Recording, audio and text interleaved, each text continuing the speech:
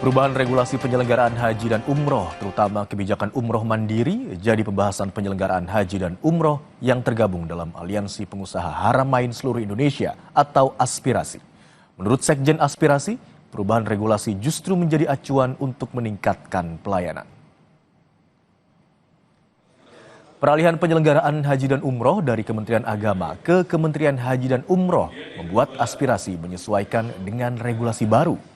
Sementara kebijakan umroh mandiri yang sempat membuat khawatir industri travel haji dan umroh, menurut Sekretaris Jenderal Aspirasi tidak akan mengganggu pengusaha travel haji dan umroh, namun jadi pemacu peningkatan pelayanan serta mengubah strategi pemasaran. Penyelenggaraan haji khusus musim haji kali ini juga berbeda dari sebelumnya. Saat ini kuota 17.680 haji khusus dikelola langsung penyelenggara ibadah haji khusus. Dari aturan-aturan terbaru seperti umroh mandiri. Nah, itu tentunya di sini memang sebagian besar anggota kita lebih banyak PPIU-nya dibanding PIHK-nya. Ketika aturan umroh mandiri ini legal, itu memang menjadi suatu ketakutan tersendiri. Tentunya pasti kita ada ketakutan tersendiri. Namun dengan adanya Mukernas ini kita akan memberikan sedikit motivasi atau kepastian ke anggota bahwa umroh mandiri ini tidak akan menjadikan masalah buat usaha kita. Kita harus berani berubah. Kita harus mengikuti modernisasi saat ini ya. Ketika memang teman-teman yang semua umroh mandiri, kita punya legalitasnya, kita tawarkan aja apa yang mereka mau. Sorotan lainnya, Saudara, Menteri Pertanian Andi Amran Sulaiman menggelar jumpa pers terkait kasus impor beras ilegal pada Selasa pagi. Mentan mengungkap bahwa telah ditemukan 40 ton beras impor ilegal yang masuk ke Indonesia melalui Batam, Kepulauan Riau.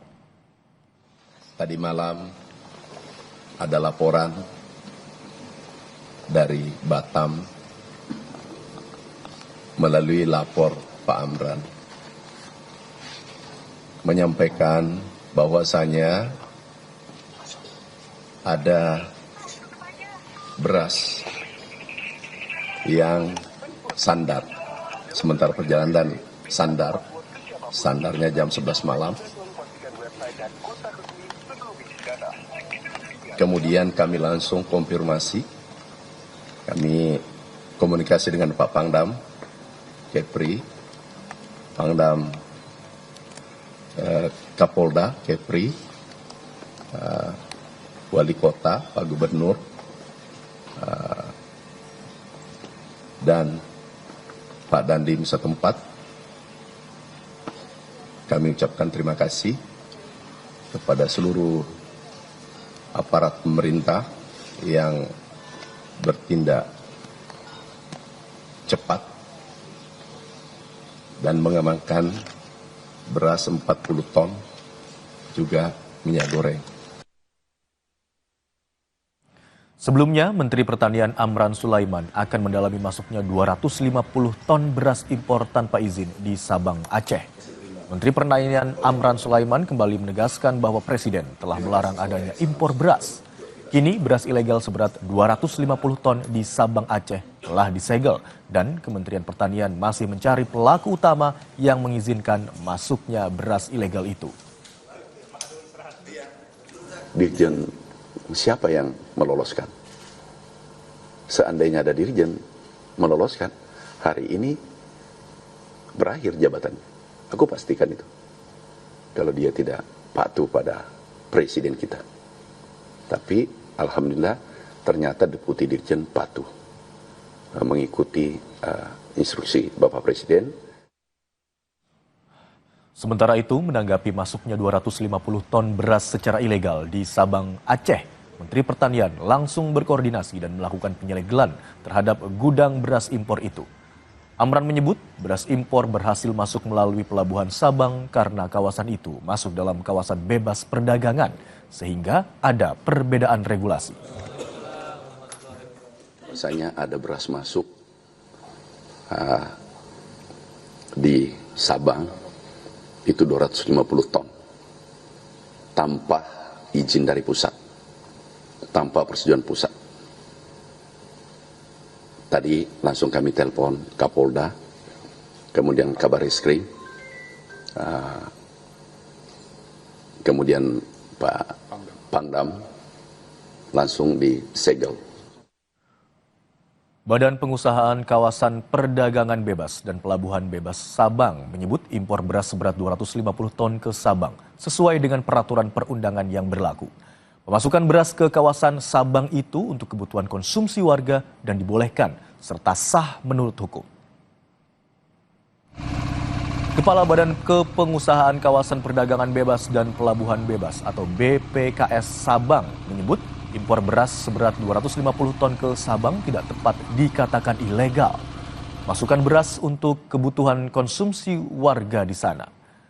BPKS juga melakukan pengawasan agar beras tidak keluar dari area Sabang.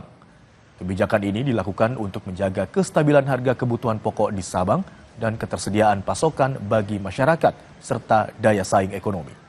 Selama ini harga jual beras di Sabang di atas harga eceran tertinggi, sehingga pemasokan beras ke Sabang dibolehkan menurut hukum yang berlaku dan masuk dalam kewenangan BPKS untuk memberikan izin sesuai perundang-undangan.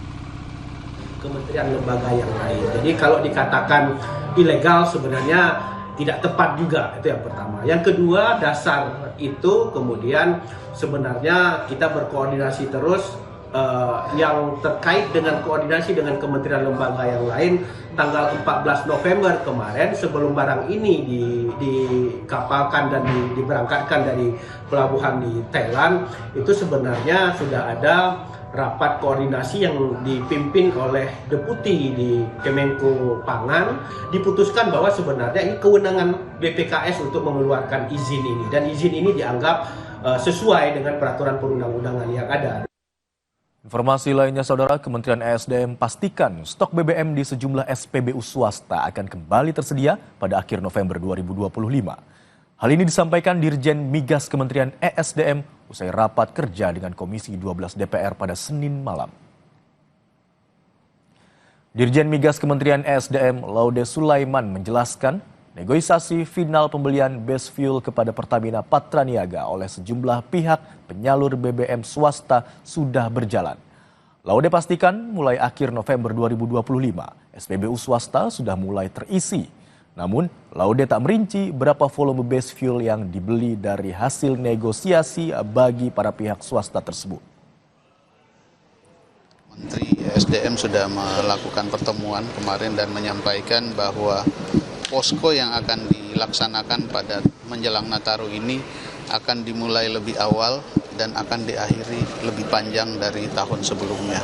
Hal ini kenapa demikian? Karena kita ketahui Natal tahun ini dan Lebaran nanti itu jaraknya berdekatan, sehingga stok harus kita jaga terus stabil sampai sepanjang akhir tahun dan menjelang tahun 2026.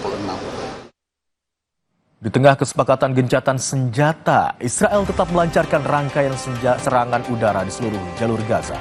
Akibat serangan itu, 22 orang tewas dan puluhan lainnya terluka.